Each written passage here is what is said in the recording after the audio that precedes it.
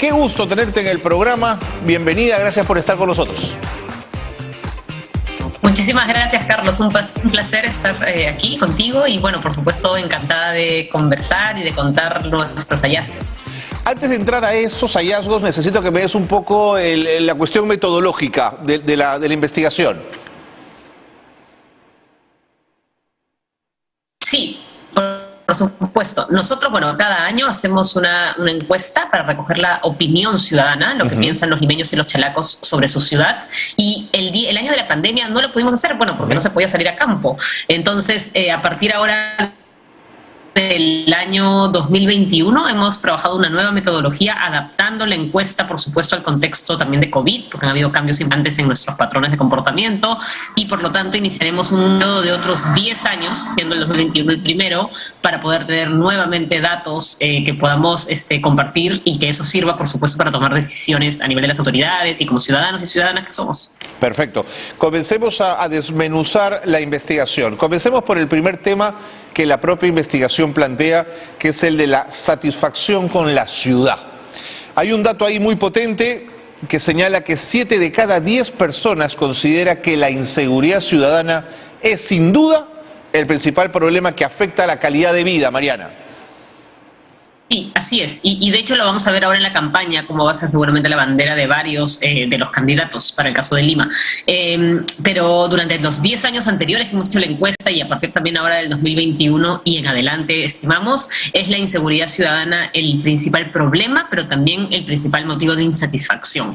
Y aquí, ojo, súper importante, es que hay que cruzar la información de la opinión del ciudadano, este miedo que tenemos de que nos asalten, de que nos pase algo, con los hechos delictivos, que es un dato duro, un dato objetivo y que a lo largo de la década pasada ha ido variando e incluso disminuyendo. Ojo, ahora claro, con la pandemia las cosas cambian, pero es importante entender que son datos como contradictorios, pero que al mismo tiempo también son complementarios porque hay que atender tanto a los incidentes como al miedo que podemos tener como ciudadanía. Por supuesto, la percepción acompañada del dato duro y hacer un cruce para ver cómo va eso. Perfecto. Ahora, 3 de cada 10 personas sienten seguridad en el lugar en el que viven. Es bien poquito, Mariana. Sí, y además se acentúa más cuando miramos este dato a partir de niveles socioeconómicos. Vamos a descubrir cómo en algunos distritos, obviamente, la percepción de seguridad es mayor que en otros y que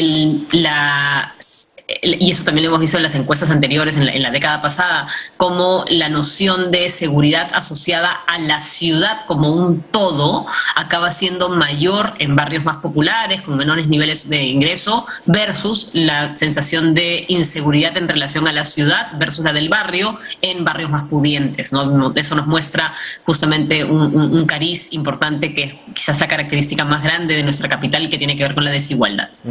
Yo sé que el estudio no entra en esos otros niveles, pero habría que estudiar qué significa vivir con miedo en tu ciudad, ¿no es cierto? ¿Qué significa saber que voy a la calle pensando que algo me puede pasar? Digamos, no es forma de vivir, Mariana.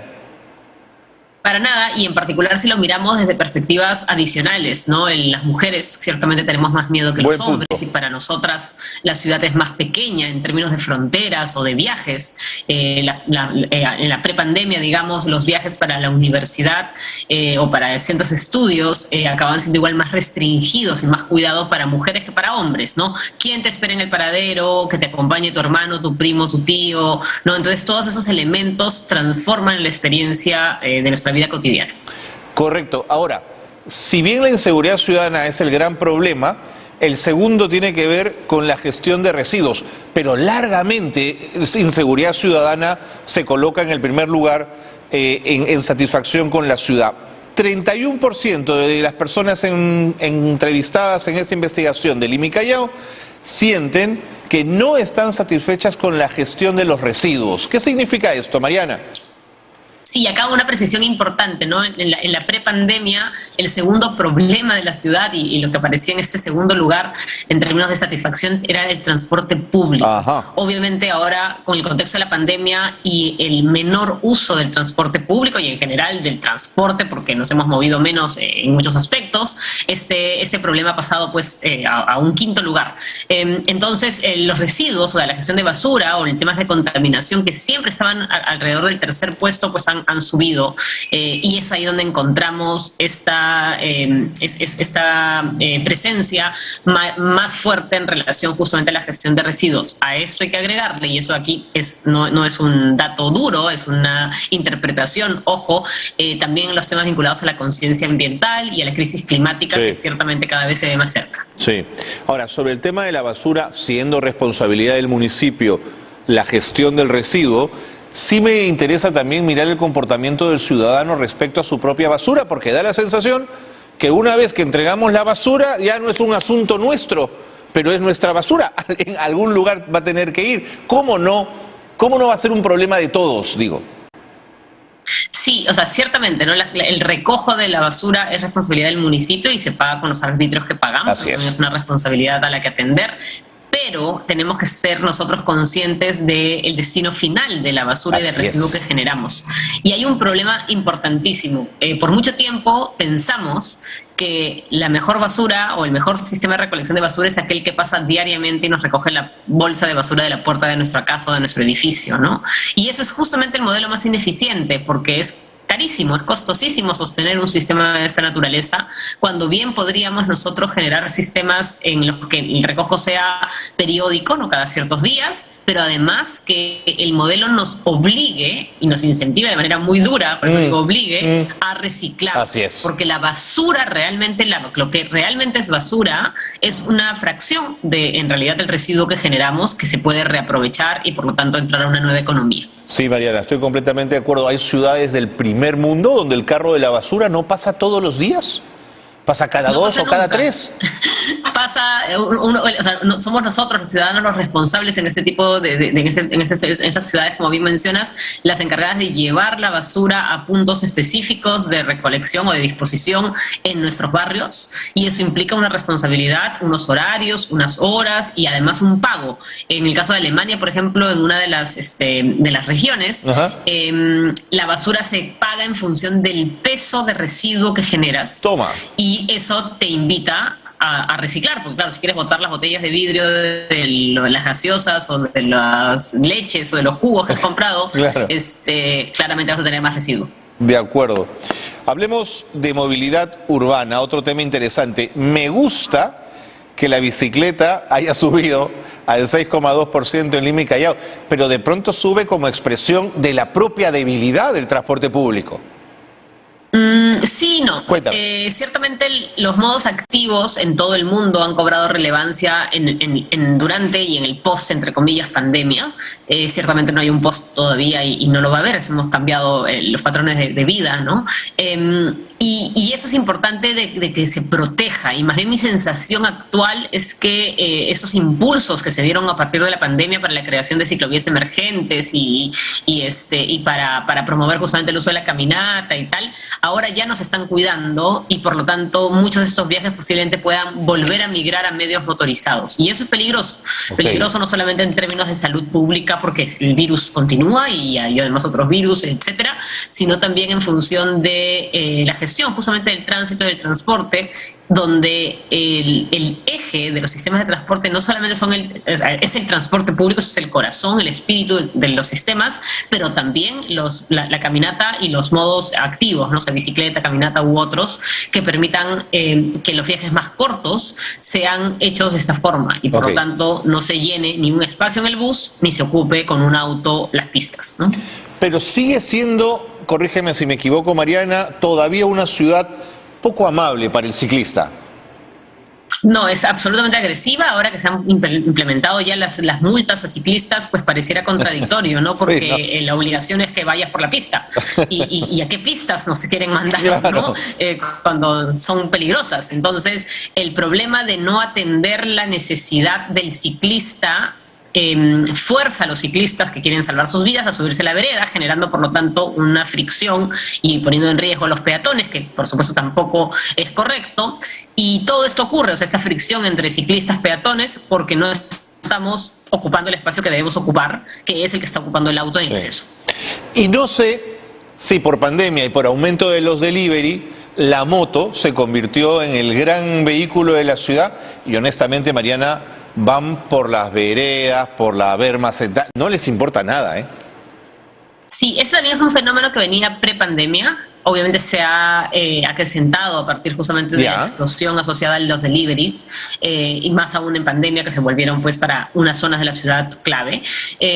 Pero es un proceso que ya venía ocurriendo y que también iba demostrando lo problemático que resulta tener la moto, que es un vehículo en tanto flexible, muy riesgoso para el ocupante. De hecho, en la vía evitamiento, justamente con datos que generó Lima Expresa, pudimos revisarlo, los incidentes, y claro, la cantidad de incidentes asociados al ingreso de motos que están prohibidas de ingresar ahí, ojo, es enorme. Hace poco hubo incluso una persona que murió, no es la única, son varias al año, porque justamente, primero que no deberían estar ahí, pero al mismo tiempo la forma de manejo o a lo que lleva el sistema a los que usan motocicleta, pues es de mucho riesgo, ¿no? Y hay que proteger esas vidas también.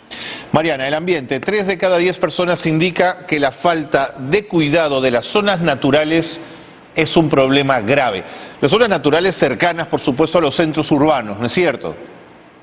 Sí, estamos hablando acá en torno a la ciudad, por lo tanto hay una referencia, digamos, a partir también de otras preguntas que se hacen al borde costero, a las lomas, etcétera, ¿no? Y también hay esa conciencia ambiental más amplia, ¿no? Justamente a partir de la conciencia asociada al cambio climático. Sin embargo, cuando hablamos de espacios públicos, aún hay un debe tremendo. 4 de cada 10 personas considera que faltan árboles y zonas verdes y que este es un problema ambiental grave. Digamos, estás ligando dos cosas, ¿no es cierto? Una ciudad que pierde sus árboles, que no los tiene en la cantidad que debería tener, sus parques, y que esto es un impacto al medio ambiente.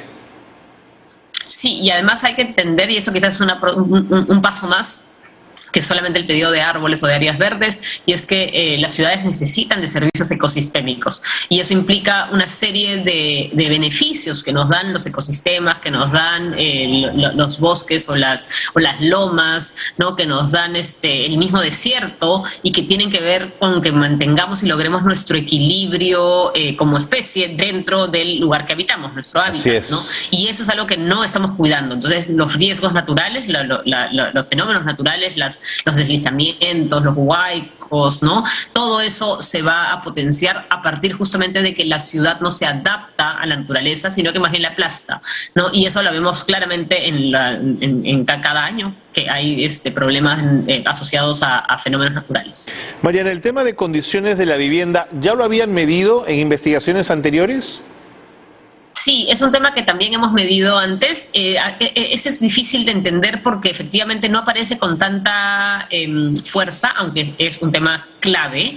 Y esto es porque nuestra encuesta no está asociada solamente a zonas, por ejemplo, de ocupación informal, sino es una encuesta general para todo Lima y Callao, con lo cual la preocupación en torno a la cualidad de la vivienda y a la vivienda digna la vamos a ver más concentrada en niveles socioeconómicos, por ejemplo, versus, obviamente, el general, ¿no? Entonces, la precariedad ahí, sin embargo, es de nuevo impactante, y la desigualdad urbana que se refleja es enorme, ¿no? Eso. Y me ha sorprendido el dato de Internet. 43% de limeños no tiene Internet, Mariana. Así es, ese es un asunto importante a tener en cuenta, pues, además en contexto de pandemia, donde se promovió pues el uso pues del Internet para el teletrabajo, particularmente para el telecolegio, ¿no? Para la escuela a distancia, más que para el empleo. Esto ciertamente es un problema, ¿no? O sea, estamos hablando de que hay acceso, pero es acceso parcial también, ¿no? O sea, con pocas megas, que en este caso son relevantes para efectos de todo eso que se necesitaba hacer. Totalmente. Mariana, ¿dónde podemos encontrar la investigación para quienes quieran desmenuzarla y revisarla a fondo? Sí, claro que sí. Y no solamente pueden encontrarle el reporte, sino también tenemos las bases de datos disponibles para todos aquellos que las necesiten, en particular, por supuesto, para candidatos, partidos políticos, asesores, jefes de planes de gobierno que van a necesitar la información y ver qué es lo que la gente necesita en términos objetivos y claros. Y bueno, este año nuevamente haremos nuestra encuesta hacia el segundo semestre del año y tendremos ahí información y datos nuevos para que las siguientes autoridades empiecen el 1 de enero, pues con la línea de base. Con toda la información necesaria. Así es. Mariana, que no digan que no hay información.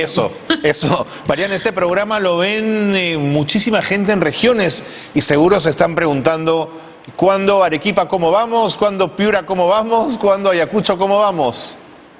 Bueno, tenemos una plataforma que es la plataforma Ciudades Cómo Vamos. Nuestro objetivo no es replicar los observatorios, al menos no en este momento. Sin embargo, sí estamos formando a través de unos programas que son los programas de líderes urbanos y cada año se abren de manera gratuita y libre a personas de diferentes regiones, de Cusco, de Chiclayo, de Arequipa, de Cajamarca, de Iquitos. Hemos tenido, al menos de los que recuerdo en ese momento, diferentes perfiles, jóvenes, no tan jóvenes, funcionarios públicos, gente más interesada desde el activismo, y a todos ellos los estamos entrenando para que puedan buscar información, cuestionar a sus autoridades, ¿no? Presionar por datos públicos y por lo tanto llevar un enfoque de ciudad mejor. De ahí seguramente y de otras tantas canteras saldrán luego pues los líderes que necesitamos a nivel de la ciudad. Así que la información la tenemos abierta y disponible. Buenísimo. Y bueno, por supuesto cualquiera que nos escuche puede escribirnos y haremos el contacto no solo con el líder urbano local si lo tenemos, sino todo lo posible para conectarlo con quien lo necesite. Les dije que Mariana Alegre era una trome y que nos iba a dar mucho espacio para conversar. Mariana, te mando un gran abrazo. Gracias por haber estado con nosotros.